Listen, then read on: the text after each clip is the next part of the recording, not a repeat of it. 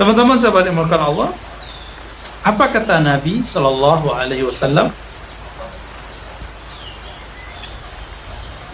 Da' ma yaribuk ila ma la yarib. Tinggalkan yang membuat kamu ragu kepada hal yang kamu tidak ragu. Apa maksudnya itu? Bahwa Nabi memerintahkan kita untuk memperoleh keyakinan itu. Jadi jangan hidup dengan rasa yang tidak jelas. Jadi hidup itu harus dengan keyakinan. Maka sahabat-sahabat dimuliakan Allah, ilmu yakin itu teori, ainul yakin itu pandangan yang objektif, hakul yakin kita terjun langsung ke dalamnya. Nah, ini yang harus kemudian didapatkan. Di dalam istilah yang lain, kita sebut Islam, iman, ihsan. Itu sama aja sebenarnya. Islam ini sama dengan ilmu yakin. Kita sudah berikrar, kita sudah tahu secara empirik, secara dalil bahwa Allah Ta'ala adalah zat yang maha disembah. Ya. Kemudian masuk kepada ainul yakin, sudah mulai masuk ke dalam hati bahwa kita meyakini bahwa hanya dialah yang berhak disembah. Dan kemudian sampai kepada yang ketiga yang disebut ihsan. Ihsan ini yang disebut dengan hakul yakin. Jadi dalilnya bolak-balik ke situ lagi ya. Jadi ilmu itu nggak jauh-jauh sebenarnya mutarnya. Tergantung kemampuan memunasabatkannya ya. Melihat kesesuaian antara satu dalil teks dan teks yang lain. Apa kata Nabi tentang ihsan? Engkau beribadah seakan menyembah. Nah, dan saya sudah jelaskan di pertemuan-pertemuan yang lain bahwa beribadah itu ada yang bentuknya ritual, ada yang bentuknya non-ritual. Saya yakin teman-teman, sahabat-sahabat mungkin Allah sepakat bahwa kerja itu bisa disebut ibadah, ngajar bisa disebut ibadah, apalagi bahkan orang menikah bisa disebut ibadah, silaturahmi disebut ibadah. Apa buktinya bahwa ibadah ritual itu nomor 2 dibandingkan ibadah sosial? Suatu kali Nabi SAW mengislah suatu kaum yang sedang bertengkar. Jadi Nabi ini sangat sibuk di dunia dan super sibuk di akhirat nanti. Di dunia sibuk ngurusin akhlak umatnya, di akhirat nanti sibuk menyelamatkan umatnya.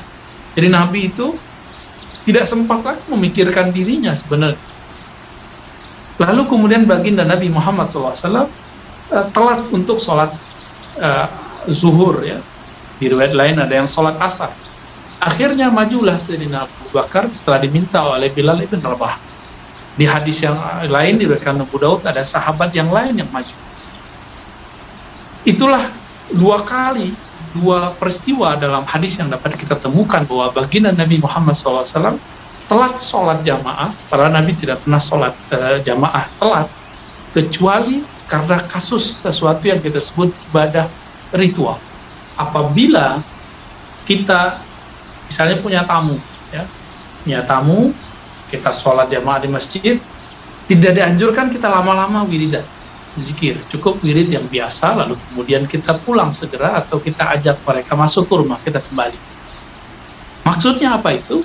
Nabi mengutamakan ibadah yang sosial dibandingkan ibadah yang ritual. Ritual itu sifatnya pribadi. Kalau Nabi mengutamakan ibadah yang pribadi, berarti beliau ini sangat egois. Dan Nabi bukanlah orang yang egois. Egois itu berarti anania, kedirian, keegoan. Mengutamakan diri sendiri. Kita mengira bahwa orang yang soleh itu yang banyak sholatnya. Belum tentu. Orang yang soleh itu yang beribadah tepat dan beribadah sesuai dengan kondisinya. Maka tidak berarti orang soleh itu meninggalkan pekerjaannya lalu dia sholat sunat duha ketika meeting ya. Itu bukan berarti orang soleh, itu namanya toleh ya. Soleh itu bahasa Arab, bukan artinya amal banyak gerakan sholat, bukan. Soleh artinya amal yang sesuai, amal yang relevan berdasarkan waktu dan tempat. Maka sahabat-sahabat berkat Allah, apabila kita menghadapi hal-hal seperti ini, maka kita bisa bijak ya. Nah, ihsan itu ketika kita bekerja disebut ibadah sosial ataupun ibadah ritual, seakan-akan memandangnya atau merasa dipandang. Itulah yang disebut hakul yakin. Maka tanya saja pribadi kita sendiri, yakinkah kita bahwa Allah Subhanahu wa taala memandang kita? Atau yakinkah bahwa kita sedang memandangnya? Adakah di alam ini sesuatu terjadi bukan karena izinnya? Tentu tidak ada. Karena tidak ada sesuatu yang terjadi di alam semesta kecuali dengan izinnya, maka apapun yang kita pandang di depan kita, kiri, kanan, atas, bawah, sebenarnya itu adalah petunjuk mengenai Dia. Apapun yang kita lihat di depan, di belakang, di kiri, kanan, atas, bawah, semuanya adalah isyarat-isyarat dalil mengenainya. Inilah yang dikatakan oleh para ulama, apa makna Alhamdulillahi Rabbil Alamin. Segala puji milik Allah, Rabb, pencipta alam semesta. Alam. Kenapa semesta ini disebut dengan alam? Alam, satu akar kata dengan ilmu. Ilmu, pengetahuan. Alam itu sama dengan dalil. Jadi alam itu boleh disebut sinonim jauh daripada dalil. Dalil petunjuk, alam petanda. Maka kita sering menyebut alamat. Itu dari bahasa Arab, alamat. Ya. Alamat, tanda-tanda. Tapi dalam bahasa kita, alamat diartikan tempat rumah kita di mana. Ya. Kalau bahasa Arab yang lain, unwan. Unwan itu yang disebut dengan rumah, alamat rumah. Sedangkan alamat, misalnya alamatul kiamah, tanda-tanda kiamat. Alamin boleh diartikan tanda-tanda adanya pencipta alam, pencipta semesta. Nah, inilah cara ulama menjelaskan. Nah, apabila kita, coba lihat, kita di mana nih Bapak Ibu, sahabat dimakan Allah.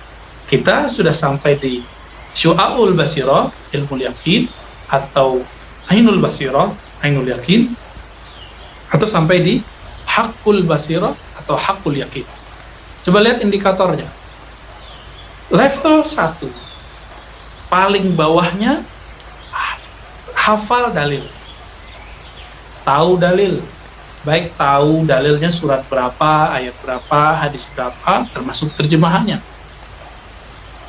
Yang level 1 ini puncaknya adalah mengerti isi dalil, memahami apa yang dibaca. Di sini orang-orang yang kita sebut ilmuwan atau orang-orang yang berpendidikan bagus, tidak mesti dia ahli agama, bisa jadi orang awam tapi belajar tentang ketuhanan. Maka di sini ada orang-orang berpendidikan baik di kalangan awam. Puncaknya orang awam itu jadi filsafat, jadi filosof. Tapi kalau di kalangan agama disebut dengan ahli tauhid. Itu sebabnya saya punya pandangan, para filosof, mereka hanya sampai membuktikan secara pemikiran. Jadi dalilnya, mereka nggak butuh dalil tertulis. Yang mereka butuhkan dalil yang bisa difikirkan. Untuk apa dalil yang tertulis tapi nggak bisa dipikirkan? Yang bisa difahami. Maka para filosof ini hanya berhasil sampai memahami, meyakini bahwa ada pencipta alam. Inilah puncak dari ilmu Aristoteles, ya, Al-Farabi, Ibn Sina. Mereka sampai kepada tahapan itu. Imam Ghazali mengatakan ada yang lebih tinggi dari itu, yaitu ahli tauhid atau ahlul kalam. Nah, ini ahlul kalamnya beda dengan terjemahan ahlul kalam di abad kedua, ketiga. Abad kedua, ketiga ahlul kalam itu orang-orang kelompok Qadariyah yang anti takdir. Mereka bertuhan, tapi kemudian menolak takdir Tuhan. Ini kan lucu. Ya. Nah, di akhir abad ketiga dan awal abad keempat, kata kalam itu bermakna ahli tauhid, ahlus sunnah wal jamaah. Jadi satu istilah bisa berubah dalam satu abad atau dalam 2 abad. Mereka sudah sampai kepada meyakini Allah itu ada berikut dengan sifat-sifat dan nama-namanya. Nah, jadi kalau kita ini sudah mulai meyakini, mengenal Allah, nama-namanya, sifat-sifatnya. Ini sebenarnya lebih jauh daripada jangkauan para filsuf. Tapi para filsuf ini sangat kuat dalam pembuktian akalnya. Nah, inilah yang kemudian dipinjam oleh sebagian ahli kalam, maka ahli kalamnya terbagi dua. Ada yang ahlul riwayah seperti Imam Baihaqi, ada yang ahlul aql ya. Mereka seperti Imam Al-Baqillani yang merujuk kepada Abul Hasan Asy'ari. Abul Hasan Asy'ari dua-duanya dia punya.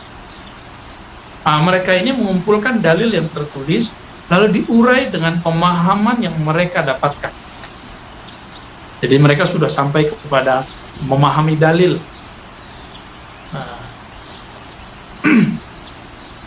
Bagaimana dengan zaman sekarang? Ya, zaman sekarang ini kan berebut, di bagian ini berebut. Nah, ini saya kasih tahu aja ya, karena mereka sekarang terus terang, kita terus terang juga menyebutkannya. Disinilah berebut antara kelompok yang disebut Asy'ariyah dan Salafiyah. Begitu juga Syiah. Ya, ini berebut di sini. Berebut dalil, berebut kebenaran dalil, dan mereka sebenarnya sedang berlomba untuk mencari mendapatkan pemahaman yang benar. Dan naasnya apa? Masing-masing kelompok merasa paling benar. Nah, itu masalahnya. Nah, jadi jangan kaget kalau belajar di bidang aliran-aliran ini, kalau orang tidak kuat basicnya bisa akan tambah ragu. Tapi kalau sudah punya basic yang kuat, insya Allah tidak ragu, malah tambah mantap, ya, tambah bisa menganalisa satu dalil. Cuma sayangnya tidak semua orang sanggup masuk ke level ini. Nah, maka ilmu yakin ini kan tadi 3 ya, ilmu yakin, ainul yakin, hakul yakin. Sebelum ilmu yakin itu ada di bawahnya yang belum berhasil masuk ke ranah ini. Kita sebut dengan awam, orang awam. Orang awam itu taklid. Mereka tidak butuh dalil. Mereka hanya butuh orang yang menghafalkan dalil, orang yang memahami dalil. Cukup ikut Ustadz Fulan, selesai. Nah, ini orang awam. Dan saya berharap teman-teman, sahabat-sahabat yang sudah kajian malam ini, sudah mulai masuk ke ilmu yakin. Kalau belum masuk ke ainul yakin, tidak masalah. Belum tembus ke hakul yakin, tidak masalah. Yang penting masuk dulu ke ilmu yakin, ya. Jadi tahu dalil, minimal satu dalil dari Quran, satu dalil dari Sunnah, lalu pemahaman kita mulai diolah mengenai dalil. Itu sebabnya dulu Imam Ibnul Jauzi, bukan Ibnu Qayyim al-Jauziyah, Ibnul Jauzi, beliau ini kritikus kelompok musyabbih, kelompok mujassim yang menodai mazhab Imam Ahmad. Dalam kitab beliau Daf'us Syubah Man Tashabbaha, risalah kecil, beliau mengatakan ada sekelompok orang yang menodai mazhab Imam Ahmad dengan ajaran tajsim, ajaran menyerupakan Allah. Walaupun mereka mengatakan Allah tidak serupa, tapi istilah-istilah yang digunakan adalah istilah-istilah yang serupa dengan makhluk. Ibnu Jauzi mengatakan tidak sah iman orang yang taklid. Tapi pendapat ini terlalu keras, saya tidak sepakat dengan Ibnu Jauzi. Bagi saya, selain orang-orang awam, selain orang-orang berilmu, ya kalau nggak sanggup, ya cukup dia bertaklid, ya, dan itu sah. Namun makruh, dimakruhkan. Ibnu Jauzi mengatakan, ajarkan anak-anakmu berpikir tentang siapa yang menciptakan alam dengan cara memberikan analog. Jika makanan, kue, nasi ini ada yang membuatnya, ada yang menumbuhkannya, ada yang menanamnya, apalagi alam semesta yang besar ini, tentu lebih jelas lagi bahwa ada yang menciptakannya. Kira-kira begitu. Jadi kita ngajarin ke anak-anak, jangan diajarin di mana Allah, itu keliru besar. Jadi kalau ke anak kita ajarkan dia berpikir. Misalnya ketika dia makan, minum, ya, kita bilang, Dek, kalau makanan minum ini tidak dimasak, dia bisa masak sendiri nggak? Dia bisa matang sendiri nggak? Tentu anak akan bilang tidak. Apalagi alam semesta, kira-kira begitu, ya. Dan lain sebagainya. Gitu kita ngajak anak-anak kita berpikir tentang ilmu tauhid. Kapan kita sampai di level 2? Di level 2 itu apabila mulai masuk indikator-indikator lain, penasarannya mulai berkurang. Kenapa? Muncul ada ketenangan. Jadi di level pertama itu masih ada kegelisahan, ya, penasarannya masih tinggi. Di level 2 sudah mulai ada rasa tenang, itu yang disebut ainul yakin. Oh benar ini gitu ya. Contoh lain ya, ada orang bercerita tentang bahwa di Indonesia ada satu ibu kota yang di situ ada Monas, Monumen Nasional, namanya Jakarta. Kalau baru dapat kabar, namanya taklid. Terus kita ngeliat fotonya, betul ada, kita cari beritanya, betul ada, itu sudah masuk ke ilmu yakin. Kalau sudah level 2, kita berkunjung ke Jakarta, lalu kita lihat dari jauh, oh benar, di tengah kota Jakarta ada Monas. Kalau sudah melihat, tapi belum menyentuh, ini berarti sudah sampai di ilmu yang kedua. Ada rasa tenang, dia dipercaya, oh betul. Di sini teman-teman, kebanyakan orang-orang tarekat dan sufi. Para sufi itu kebanyakan sampai di level ini. Mereka biasanya mengamalkan suatu zikir dari guru-gurunya, lalu merasakan ketenangan jiwa. Jadi sudah menyaksikan bahwa ketika nama Allah masuk ke dalam dirinya, ada rasa tenang. Namun sayangnya, kalau baru menyebut nama, maka ketenangannya pun hanya ada saat menyebut. Jika tidak menyebut, maka rasa tenangnya hilang. Apa indikator kalau kita sudah sampai di level ketiga? Di level ketiga, disitulah banyak orang kemudian asyik ma'syuk kepada Allah. Ya, kita sebut fana. Orang-orang seperti ini biasanya sudah tidak memandang dirinya lagi. Dia sudah menghilangkan keegoan dirinya. Bagi dia nggak penting lagi khusyuk, yang penting dekat dengan yang zat yang kita perlu khusyuk kepadanya. Kalau kelompok kedua masih cari tenang, masih cari khusyuk. Kalau dia tenang dan khusyuk, dia kemudian damai. Kalau kelompok ketiga, mau tenang, mau tidak tenang, mau khusyuk, tidak khusyuk, bagi dia sudah cukup bahwa Allah ini benar-benar real dan nyata. Orang-orang ini, jika mengharungi hidup, mau pandemi, nggak pandemi, dia tetap Allah lah yang maha dekat kepadanya. Orang-orang ini tidak akan tambah yakin dengan yang zikir, tidak akan berkurang keyakinannya dengan kurang zikir. Orang-orang level 3 ini tidak akan kepedean dengan taat, tidak akan putus asa karena maksiat. Ini level 3. Di level 3 inilah seseorang baru layak menjadi seorang guru spiritual. Kita sebut mursyid, murabbi ruh. Orang-orang inilah yang disebut dengan murabbi, ya. Kalau kita sekarang misalnya ada struktur di pergerakan, ada murabbi, ada kiai, ada ustadz, ada syekh, itu biasanya baru digelar-gelar, ya. Ada wakil talqin, muqaddam, dan segala macamnya. Itu strata organisasi tarekat, walaupun organisasinya tidak tertulis, informal, tapi secara kerohanian itulah maksudnya, ya. Maka sahabat-sahabat yang melakukan Allah, apabila seseorang sudah sampai pada maqam haqqul yakin, haqqul basirah, maka keyakinannya tidak akan berubah. Inilah yang disebut oleh Imam Abul Hasan Asy'ari, bahwasannya aslul iman la yazid wa la yanqus. Iman itu dasarnya tidak bertambah dan tidak berkurang. Yang bertambah cuma indikator keimanan. Bertambah indikatornya dengan taat, berkurang indikatornya dengan maksiat. Tapi pada dasarnya iman itu tidak berubah. Nah, contohnya begini. Apakah Bapak, Saudara, sahabat, ketika taat lalu merasa doanya lebih mustajab daripada kita bermaksiat?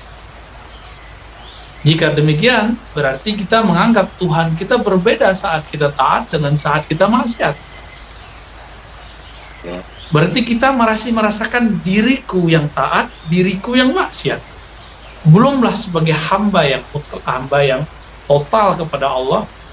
Kalau kita taat, ya itu kan karena Allah yang memberikan kekuatan untuk taat. Jika kita maksiat itu kan kesempatan Allah supaya kita bermuhasabah. Sederhananya begitu. Maka teman-teman, sahabat-sahabat maka Allah, apabila kita sedang melihat indikator-indikator saya di level mana, silakan dilihat kisi-kisi yang tadi. Ya, demikian Pak Ahmad. Kalau mau diskusi mungkin bisa lebih berkembang. Jika saya mengetahui, mengenali pertanyaannya, nanti saya akan jawab. Ya, kalau tidak kita kembalikan kepada Allah. Wallahu a'lam bishawab.